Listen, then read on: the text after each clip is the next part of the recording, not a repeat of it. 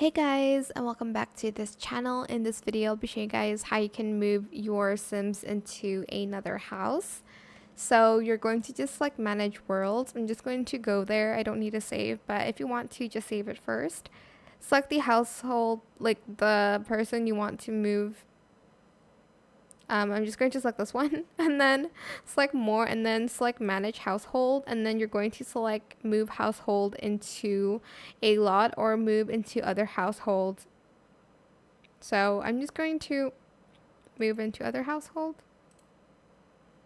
Actually, let's move it into a lot. Let's select this one.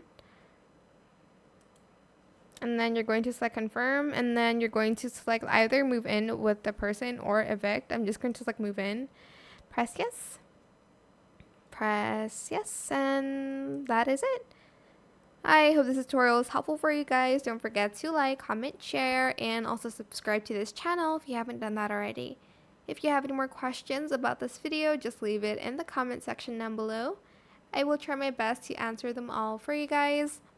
And if you found this video helpful, please click the thanks button as well. That is it for this video. Thank you so much for watching. Bye!